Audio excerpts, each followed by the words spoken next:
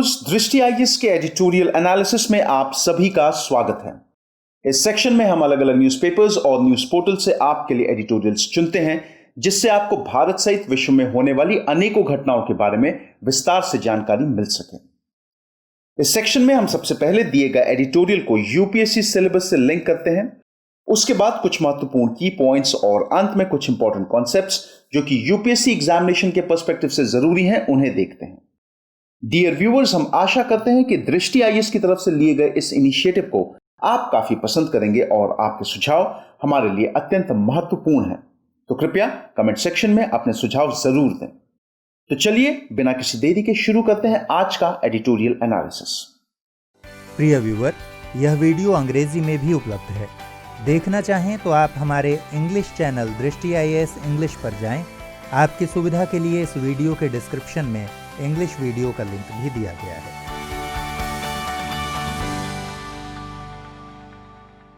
आज का editorial the Hindustan times newspaper से लिया गया है, जो 24 नवंबर 2020 को प्रकाशित हुआ है।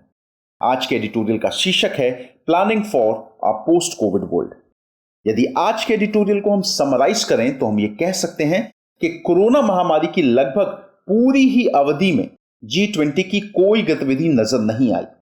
भौतिक अंतक्रिया की असमर्थता ने वास्तविक राजनयिक पहुंच को बाधित रखा।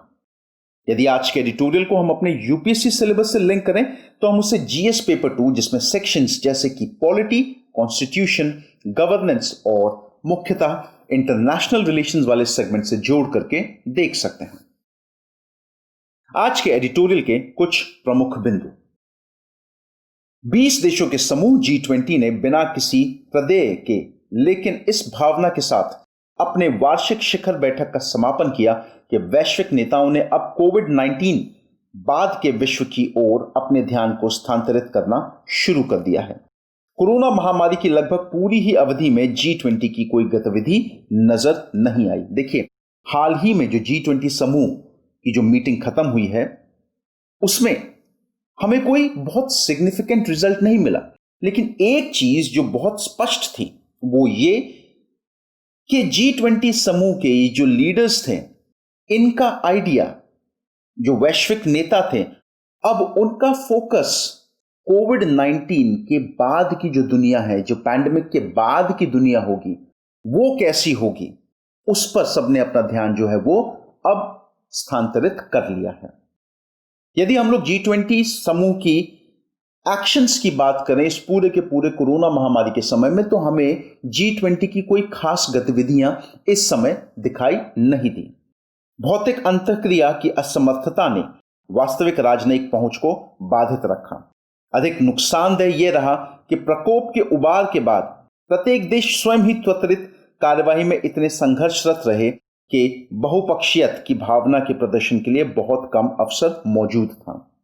देखिए, हर देश इतना घबरा गया था जब ये पैंडेमिक सिचुएशन आई थी कि हर देश ने अपने लेवल पे जितना हो सकता था उन्होंने उतने पे फोकस करना बेहतर समझा, रादर देन कि वो बहुपक्षीयता की भावना का प्रदर्शन करें। साथ ही साथ एक और कारण कि इस बार की जो ये एनुअल समिट थी G20 समूह के देशों की, वो उसलिए भी बहुत ज्यादा सिग्निफिकेंट नहीं रही क्योंकि जो दो बड़े सबसे पावरफुल देश संयुक्त राज्य अमेरिका और चाइना, इनके बीच जो शत्रुता जो बढ़ रही है लगातार, उसकी वजह से भी शिखर सम्मेलन जो है वो पॉजिटिव रिजल्ट्स देने में नाकामयाब रहा। इससे पहले कि हम लोग आगे बढ़े, थोड़ी सी जानकारी जरा G20 समिट के बारे में जो हुई है उसके बारे में प्राप्त करें और भारत का उसमें क्या रोल रहा है। देखिए, सबसे पहले सर्वप्रथम ये जो G20 समिट, ये समिट होस्ट हुई थी सऊदी अरेबिया द्वारा। इसी G20 समिट में भारत ने एक आइडिया अपना प्रेजेंट किया जिसको कहा गया न्यू ग्लोबल इंडेक्स, और कोरोना के बाद की दुनिया जो होगी ये उसके लिए इंट्रोड्यूस करा गया। अब यदि मैं न्यू ग्लोबल इंडेक्स के संदर्भ में बात करूं तो ये मुख्यतः चार पिलर्स पे बेस्ड होगा। पहला टैलेंट, टेक्नोलॉजी, ट्रांसपेरेंसी और अंत में ट्रस्टीशिप टुवर्ड्स द प्लैनेट। अब ये चारों पिलर्स का क्या रोल है, क्या एक्शन है, एक एक करके जरा देखते हैं। सबसे पहले प्रतिभा की बात करते हैं, टैलेंट की। अब देखिए, बहुत जरूरी यह है कि भारत ने इस चीज पे बहुत बल दिया है कि सभी देशों को अब अपने यहां पे एक मानव प्रतिभा पूल, एक बहुत बड़ा मानव प्रतिभा पूल क्रिएट करना पड़ेगा। जो स्किल डेवलपमेंट है वो फोकस होना चाहिए सभी देशों का। यदि हम लोग भारत की बात करें तो भारत में इनिशिएटिव्स जैसे कि राष्ट्रीय कौशल विकास मिशन, ओके, साथ ही साथ कुछ और आइडियाज, कुछ और इनिशिएटिव्स, जैसे अगर हम लोग बात करें भारत ने जो नई शिक्षा नीति हालिया जो एजुकेशन पॉलिसी इंट्रोड्यूस कराई है, या फिर अगर हम लोग बात करें प्रधानमंत्री नवीन शिक्षण कार्यक्रम, जिसको हम लोग प्रधानमंत्री इनोवेटिव लर्निंग प्रोग्राम ध्रुव, ऐसी पहल की अगर हम लोग बात करें तो भारत ऑलरेडी इस दिशा में अपने कदम आगे बढ़ा चुका है। और आने वाले समय में देखेंगे कि इन सभी जो इनिशिएटिव्स हैं इनका रिजल्ट एक बहुत बड़े टैलेंट पूल के फॉर्म में हमें मिलेगा। दूसरी चीज जो भारत ने कही वो प्रौद्योगिकी और उसके इस्तेमाल पे, यह सुनिश्चित करना कि प्रौद्योगिकी समाज के सभी वर्गों तक पहुंचे और नई प्रौद्योगिकियों का मूल्यांकन मानवता को उनसे प्राप्त लाभों के संदर्भ में किया जाना चाहिए। भारत ने यह चीज कही कि भाई जो टेक्नोलॉजी है, जो प्रौद्योगिकी है, वो समाज के हर वर्ग तक पहुंचे, तभी हम सही तरीके से कह सकते हैं कि टेक्नोलॉजी जो है वो सब तक पहुंचाई जा रही है। और साथ ही साथ जो नई नई टेक्नोलॉजीज आ रही हैं उनका मूल्यांकन इस तरीके पे, इस बिना पर किया जाए कि वो मानवता को कितना लाभ पहुंचा रही है। भारत ने फॉलोअप और डॉक्यूमेंटेशन रिपोजिटरी के रूप में एक G20 वर्चुअल सेक्रेटेरिएट के निर्माण का सुझाव दिया है। अगर हम लोग भारत में टेक्नोलॉजी के संदर्भ में बोले तो हाल ही में डिजिटल इंडिया या ई गवर्नेंस अभियानों के तहत हम देख सकते हैं कि भाई भारत में भी जो लोग हैं उन्होंने टेक्नोलॉजी का इस्तेमाल धीरे धीरे बढ़ाना शुरू कर दिया है। मतलब जो लोग पहले की तुलना में अगर हम अभी देखें तो लोगों का जो इंक्लिनेशन है वो टेक्नोलॉजी के प्रति बढ़ रहा है और लोग धीरे धीरे प्रौद्योगिकी का इस्तेमाल जो है वो कर रहे हैं। साथ ही साथ कई सारी सरकारी सेवाओं, सरकारी लाभों का फायदा भी प्रौद्योगिकी की मदद से उठाया जा सकता है। तीसरा जो पिलर है वो है पारदर्शिता का। यदि हम लोग भारत के संदर्भ में बात करें तो सूचना का अधिकार, ईज ऑफ डूइंग बिजनेस, इस तरीके के ये जो आइडियाज हैं ये भारत में शासन की पारदर्शिता को बढ़ावा देते हैं। और चौथा और सबसे महत्वपूर्ण, न्यायिकता, ट्रस्टीशिप। यहां पे ये आइडिया, इस पे नरेंद्र मोदी जी ने बहुत जोर देकर के कहा है कि विश्व को पर्यावरण और प्रकृति के साथ स्वामी के बजाय एक न्यासी, हमें अब एक ट्रस्टी की तरह, एक न्यासी की तरह बिहेव करना है, मालिक की तरह नहीं, जो हमें एक समग्र और स्वस्थ जीवन शैली की ओर प्रेरित करेगा। बहुत इंपॉर्टेंट बात यह कही कि जलवायु परिवर्तन जो चल रहा है, जो क्लाइमेट चेंज की समस्या है, देखिए सब जानते हैं दुनिया भर में कि ये एक बहुत बड़ी समस्या है और इसको लड़ा सिर्फ एकजुट होकर के जा सकता है। अकेले अकेले चाहे जितने भी आप इंडिविजुअल एफर्ट्स पुट कर लीजिए, लेकिन जो असली रिजल्ट निकलेगा वो तभी निकलेगा जब सब के सब एक साथ एकजुट होकर के एक व्यापक और समग्र तरीके से इस परेशानी, इस समस्या के खिलाफ लड़ें। एक सिद्धांत का अनुसरण किया जाए जहां बेंचमार्क प्रति व्यक्ति कार्बन फुटप्रिंट को रखा जा सकता है। आइडिया जो प्रेजेंट किया है वहां पे यह कहा गया है कि भाई जो बेंचमार्क है वो प्रति व्यक्ति कार्बन फुटप्रिंट हो सकता है। अब यदि कार्बन फुटप्रिंट की बात करें तो कार्बन फुटप्रिंट ग्रीन हाउस गैसों, जिसमें मुख्य रूप से कार्बन डाइऑक्साइड की वह मात्रा है जो किसी मानवीय गतिविधि विशेष द्वारा वायुमंडल में छोड़ा जाता है। तो ये 4 पिलर्स हैं न्यू ग्लोबल ऑर्डर के, जिसको भारत ने G20 देशों के समक्ष प्रस्तुत किया है। यदि भविष्य की मीटिंग्स की बात करें तो आगामी बैठकें 2021 में इटली, 2022 में इंडोनेशिया, 2023 में भारत और 2024 में ब्राजील में होंगी। अब यहां पे एक बात और जो सबसे जरूरी है, जब हम लोग न्यायिकता की बात करते हैं, ट्रस्टीशिप की बात करते हैं, तो ऐसा नहीं दिखना चाहिए कि भाई इस भारत सिर्फ बोल रहा है, कर अपने फ्रंट पे कुछ नहीं रहा है। तो यदि हम लोग भारत के इनिशिएटिव्स की बात करें भारत किस तरीके से जो उत्सर्जन है उसको घटाने के लिए कार्य कर रहा है, तो यहां पे कई ऐसे सराहनीय कदम है जो भारत सरकार ने लिए हैं, जैसे कि इंटरनेशनल सोलर अलायंस, जो भारत और फ्रांस का एक जॉइंट इनिशिएटिव है। इंटरनेशनल सोलर अलायंस से यह माना जा रहा है कि जो कार्बन फुटप्रिंट है उसमें एक अच्छी खासी गिरावट आएगी। भारत का जो लक्ष्य है वो सन 2022 तक 175 गीगावाट रिन्यूएबल एनर्जी प्रोड्यूस करना, और जब इतनी रिन्यूएबल एनर्जी होगी तो कहीं ना कहीं हम लोग देख सकते हैं कि भाई जो कार्बन फुटप्रिंट है वो घटेगा। साथ ही साथ भारत सरकार द्वारा शुरू की गई स्कीम्स जैसे कि Ujala, Unnat Jyoti by affordable LEDs for all, और साथ ही साथ जो SLNP, जो स्ट्रीट लाइट नेशनल प्रोग्राम, इन सब इनिशिएटिव्स के तहत ये कहा जा रहा है कि लगभग 38 मिलियन टन कार्बन डाइऑक्साइड का जो एमिशन है उसको घटाया गया है। उज्ज्वला स्कीम को भी आप एज एन एग्जांपल ले सकते हैं। तो ये तो कुछ ऐसे इनिशिएटिव्स होगा जो भारत ले रहा है। यहां पे हम लोग रिन्यूएबल एनर्जी की बात कर रहे हैं। साथ ही साथ यदि बाकी एरियाज की बात करें, चाहे हम लोग अगर बात करें साफ हवा और साफ पानी के लिए, उसके लिए भी भारत में national clean air programme, Namami Gange programme, इस तरीके के इनिशिएटिव्स लिए गए हैं। तो यहां पे यह हमको देखना है कि भारत सिर्फ बोल नहीं रहा है, भारत व्यापक तरीके से कार्य भी कर रहा है।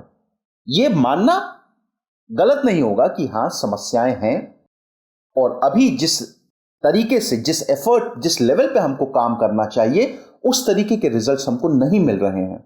लेकिन हम इस चीज से जरूर खुश हो सकते हैं और हमें इस चीज को मोटिवेट करना पड़ेगा कि जो इनिशिएटिव्स हैं उनको और बढ़ाया जाए, लोग पार्टिसिपेट करें, जो जिम्मेदार नागरिक हैं वो अपनी जिम्मेदारी को समझें और ये जो समस्या है इसके अगेंस्ट सरकार का पूरा समर्थन करें एकजुट होकर के।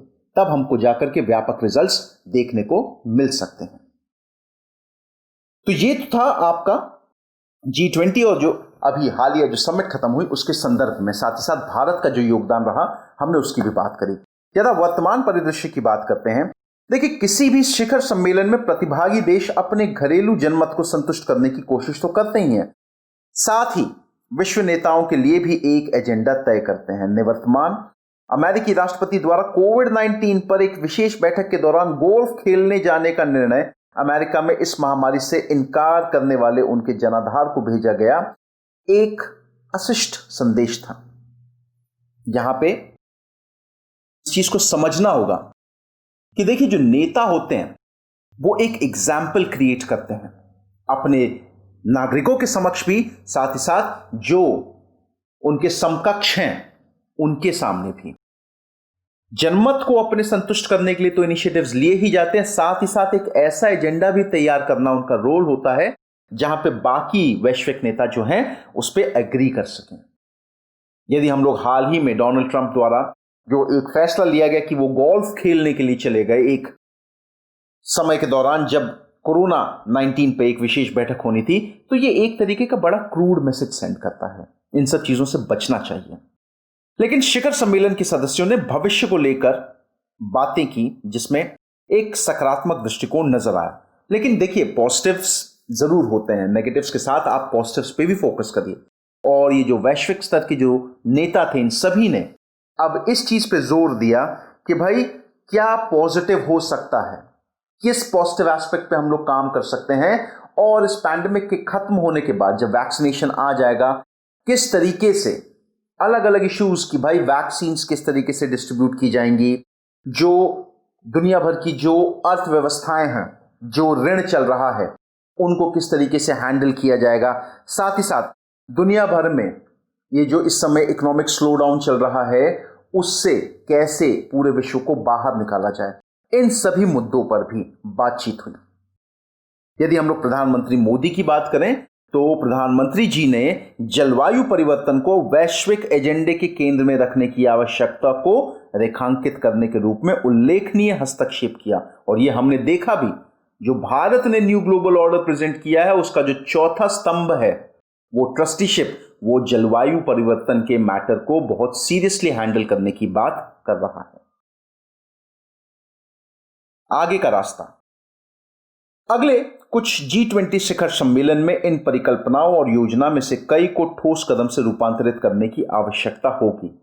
जरूरी यह है कि ये जो सभी मुद्दे जिन पे बात की गई, इन मुद्दों को अब इंप्लीमेंट कराया जाए, इनका इंप्लीमेंटेशन सही तरीके से हो। आने वाली G20 की जो समिट्स होंगी उसमें ये प्राइमरी फोकस रहेगा।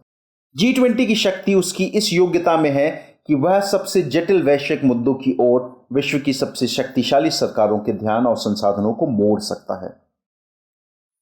वैश्विक वित्तीय संरचना, आपूर्ति श्रृंखला स्थिरता और जलवायु पर सहयोग के पुनरुद्धार को सुनिश्चित करना भारत, जो 2023 में इसकी अध्यक्षता करेगा, सहित भविष्य के अन्य मेजबानों का महत्वपूर्ण उत्तरदायित्व होगा। देखिए, भारत सहित जो बाकी जो मेजबान होंगे, अब ये उनको सुनिश्चित करना होगा कि वो किस तरीके से इन सभी मैटर्स जैसे कि वैश्विक वित्तीय संरचना, आपूर्ति श्रृंखला स्थिरता, जलवायु परिवर्तन, इन सभी मैटर्स पे किस तरीके से अपने आइडियाज, अपने ओपिनियंस देते हैं। और जरूरी होगा कि भाई ये सभी देश मिल करके, जितने भी G20 समूह में जो देश हैं, जब तक वो एकजुट होकर के इस समस्या को नहीं समझेंगे, तब तक हमारे पास एक सॉलिड सॉल्यूशन, एक ठोस सॉल्यूशन नहीं मिलेगा। तो जरूरी है कि सभी देश जो हैं प्रॉब्लम्स को समझें और एकजुट होकर के अपने अपने हित ना देख करके कलेक्टिव हितों की बात करें। वो इस समय की मांग है।